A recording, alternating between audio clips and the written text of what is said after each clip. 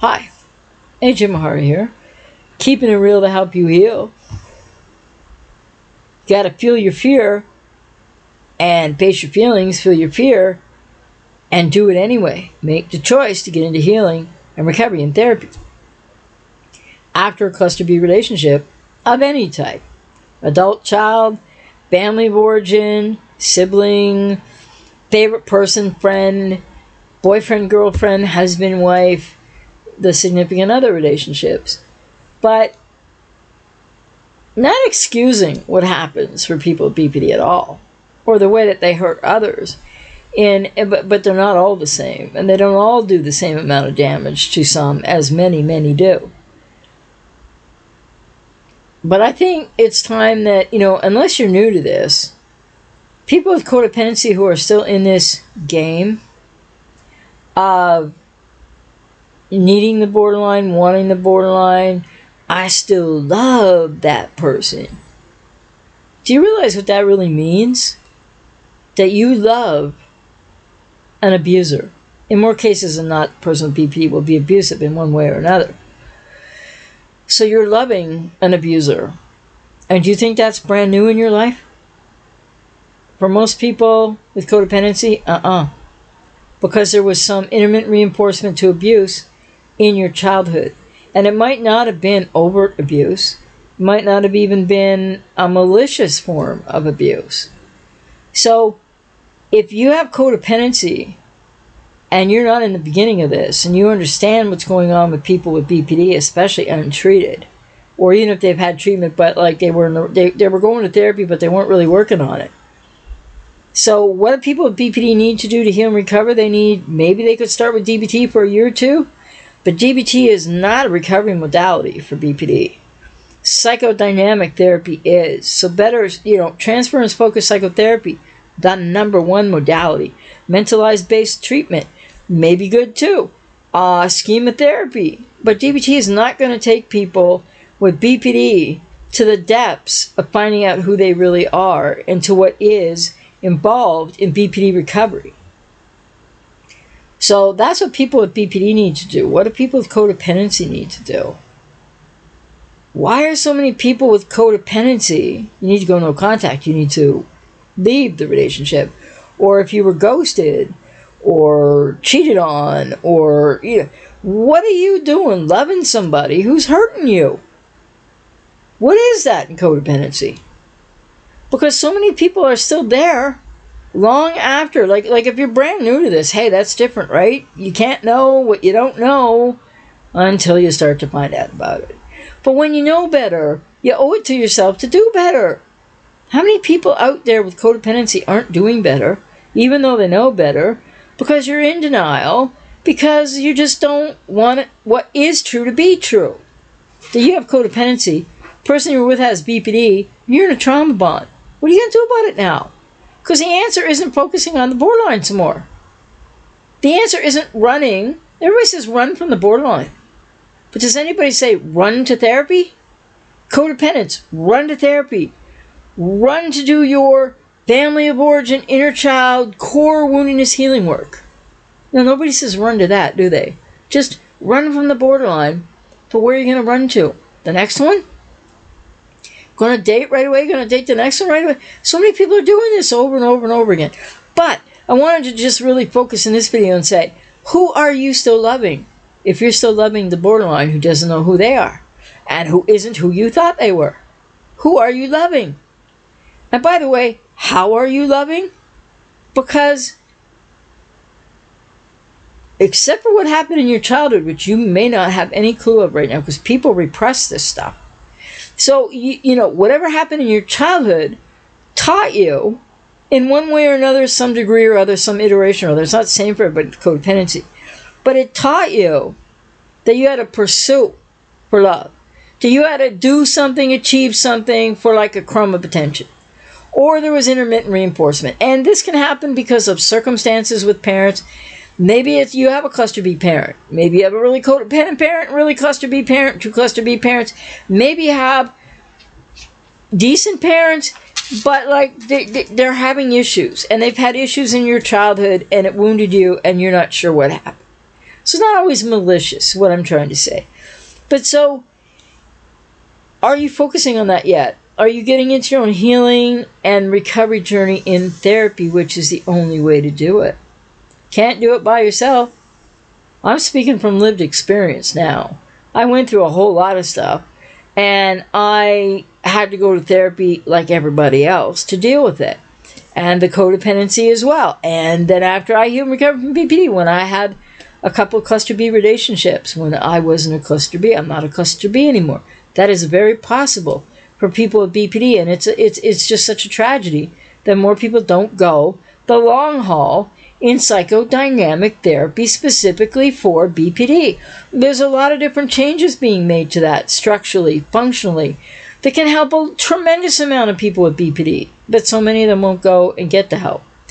And I would say to you, so if you're still loving this person that abused you, that hurt you, in a trauma-bonded relationship, and you don't yet see that you're a part of that as well, you're not a part of how they hurt you, but you are a part of that dynamic in the relationship, who are you still loving? And I've done a video where I asked this question a few times before, but in this one I hope I'm giving a little bit of a different perspective, because who are you loving in the sense of, never mind the borderline isn't who you thought he or she was, but why do you have such a wayward, unhealthy, dysfunctional loyalty to want to do everything you can for this person who isn't who you thought they were, who you're still loving somehow, while they make your life more painful, more painful, more painful, more miserable, more miserable, more miserable, but you still love them? Who are you loving?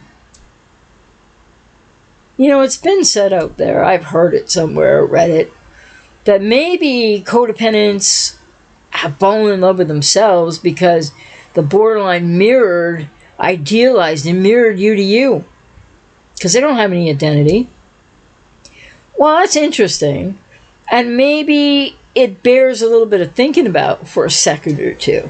But after that, not really, because people with codependency don't love themselves. That's the base issue, you know. So if you're still loving that person with BPD, or you're still pursuing them, or you're still trying to fix and help them, why should they go to therapy if you're an untreated codependent? And the bottom line is, it doesn't even matter, because these are trauma bonds and they're not going to work out. Can I just reiterate again, where there is abuse, there is an utter absence of anything remotely to do with love. There is no love, and there is no healthy emotional intimacy between a codependent, untreated, and a borderline, untreated. And not everything is about the borderline. Okay, maybe more is, you know, people go through hell. But there's a reason that you're codependent. That's what you need to get into therapy to find out, because the way I work with clients, it's a multi-layered process of dealing with the ex with BPD or NPD or whatever, and or family of origin issues, and probably both, and then the your childhood issues and wounded inner child healing and many other aspects of what this recovery really entails. But what people with codependency need to hear, but probably don't want to hear, is that you might have it all going on in your life with reason and intellect, but you got wounded in childhood and you don't have it all going on in your emotional landscape. And you haven't adulted emotionally. So your IQ is wherever it is, but your EQ is lagging behind. And not as much as people with BPD have a separation between IQ and EQ, but that's true of people with codependency as well. So if you're in that place where you know better now about what people with BPD are going through and how you were treated, why would you still want to love an abuser? Because that's the essence of the trauma bond, by the way. There's an abuser and there's an abused. And people with codependency, they can abuse also. But most people with codependency with the borderline are abused. The borderline is the abuser more often than not, or the narcissist, and the codependent is the abused one. And there's a power differential there that it looks like people with BPD don't have any power in relationship. Or you might think they couldn't possibly, because you're there to help and fix and rescue them. But for people with codependency, this is repetition compulsion cycles of acting out your trauma or adverse experience from your childhood. And you might be thinking, what the heck could that be? My mother was great. My father was great. Or my family, my childhood was great. Well, you know, I had I'm not saying the worst ever. I had a very abusive childhood. And I, went no contact from the family of origin and all of that. And recently I am no longer the adult child of either parent, etc. But when I was in therapy, somewhere around 2, 3, 4 years into therapy, a social worker asked me a question. I was working with a social worker, asked me, could have been a psychologist, can't remember, asked me a different kind of a question in a different kind of a way than I'd ever heard before. But they were asking about my childhood, but it was just asked in a different way.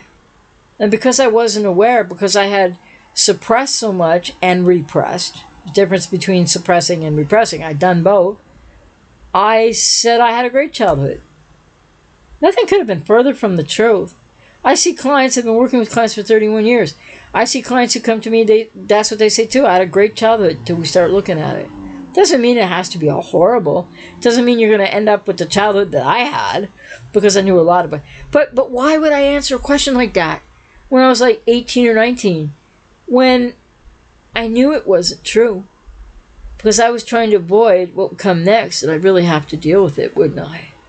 People with codependency, I mean this with all due respect, you're escape artists. You've learned how to be escape artists, but you get yourself into traps, trauma-bonded relationships, but you're trying to escape your childhood family of origin pain. That's the repetition compulsion cycle. So who are you still loving? If you're still loving the borderline and you know that they're not who you thought they were.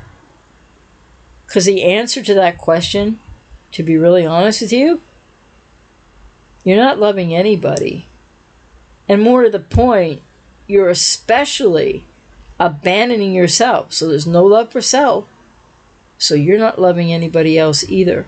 Because they're not who you thought they were. And you're now in allegiance or trauma bond with somebody who's abused you. That can't be healthy, right? So if you haven't yet made a choice to get into therapy, maybe today is your day. And if not today, I hope soon, for your sake. Because you need to find you. And you need to get to find you and heal enough from, you'll heal from the cluster B relationship. You'll heal from your childhood family of origin, your core wounds. And what that really means is, then you'll know who you are. And you will identify and create boundaries, learn how to implement them, how to be assertive, how to stop being conflict avoidant if that's what you are, or overly drawn to conflict, the chaos and the drama. Well, you're not addicted to it. You might be drawn to it because it's all you knew at home. And maybe not in such an obvious way. Bottom line is, if you still think you love your abuser, don't you think that's a problem? That should just outweigh just a little bit more the way they scapegoat you, the cognitive dissonance, the rumination, because all of that is you running from you because you don't know you well enough and you don't love you. So are you projecting out the love that maybe you deserve onto that person with BPD? Because what do you know about love? And I mean that with all compassion. Tough choices for people with codependency, but you need to turn and choose you. You can't keep, pursuing them but that's your pattern. That's the repetition compulsion and codependency. How are you going to break that pattern, get into therapy, get into healing and recovery, so you can break the trauma bond, so you can get to the core woundedness, so you can actually know yourself in a healthy, functional way, emotionally increase your emotional intelligence, and fully emotionally adult to be an independent person who won't put up with anything like what you've been through ever again. Because you can think and believe and feel that you're loving them all you want, but that's not what's really happening. A codependent love isn't much healthier than Well, the fact that borderlines can't love and can't receive your love. So codependent love isn't very healthy. It's dysfunctional. And it's because you don't know how to love yourself. You really, truly have to know how to love yourself before you can love anyone else.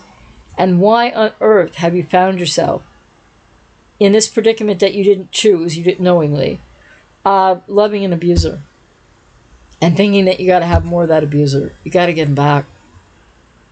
Think about it. Keeping it real to help you heal. Face your fear and get into therapy. Face your fear and turn to focus on you anyway.